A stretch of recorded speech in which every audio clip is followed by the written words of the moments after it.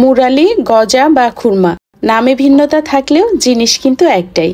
গ্রাম বাংলার ঐতিহ্য বহনকারী এই খুরমা বা মুরালিগুলো আগে মেলা বা হাটে পাওয়া গেলেও এখন শহরেও ভ্যানে করে বিক্রি করে।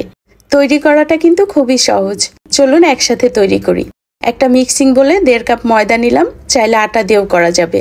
আধা চা চামচের চেয়ে কম লবণ দিলাম, দিয়ে দিলাম 1 চা চামচের 4 ভাগের 1 ভাগ বেকিং পাউডার আর 1.5 টেবিল চামচ ঘি।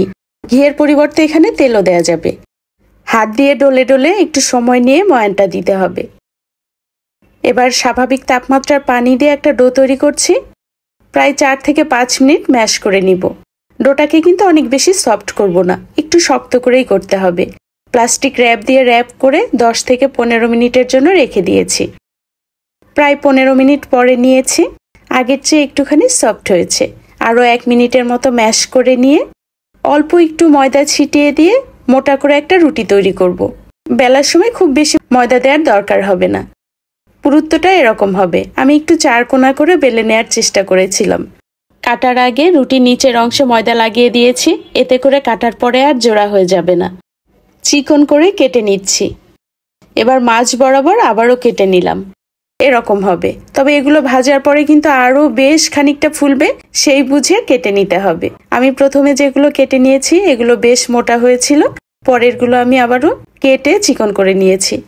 মিডিয়ামের চেয়ে কম গরম তেলে মিডিয়াম টু লো হিটে সময় নিয়ে লালচে করে ভেজে নিয়েছি। খুব বেশি জোরে জাল দিয়ে ভাজলে অল্পতেই কালার চলে আসবে আর ভিতরটা অতটা মচমচে হবে না। পরে যেগুলো করেছি দেখুন এরকম চিকন হবে। এগুলোকেও সময় নিয়ে লালচে করে ভেজে নিয়েছি। শিরা তৈরির জন্য একটা প্যানের মধ্যে দিলাম 1.5 কাপ চিনি আর আধা কাপ পানি। আমি 1.5 কাপ ময়দার জন্য 1.5 কাপ চিনি দিলাম, তবে এখানে 1 কাপ চিনি দিয়েও আপনারা করতে পারবেন। মিডিয়াম হিটে জাল করে নিব। এই শিরাটাকে কিন্তু একেবারে ঘন করে নিতে হবে। যখন দেখবেন যে এরকম সাদাটে হয়ে গেছে আর বেশ ঘন হয়েছে, এই পর্যায়ে 1.5 টেবিল চামচ ঘি দিয়ে একটু মিশিয়ে নিলাম। চুলার আঁচ একেবারে কমিয়ে দিয়েছি। ঘি বাদ দিয়েও করা যাবে, তবে ঘি দিলে ফ্লেভারটা খুব সুন্দর আসবে।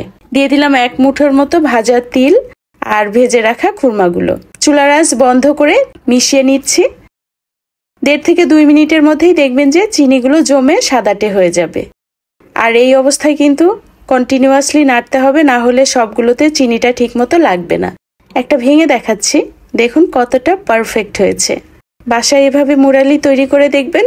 একদিন তৈরি করে কিন্তু বেশ কয়েকদিন পর্যন্ত সংরক্ষণ করেও খেতে পারবেন। রেসিপি ভালো লাগলে ফ্রেন্ডস ও ফ্যামিলির সঙ্গে শেয়ার করবেন। ভালো থাকবেন সবাই। আল্লাহ হাফিজ।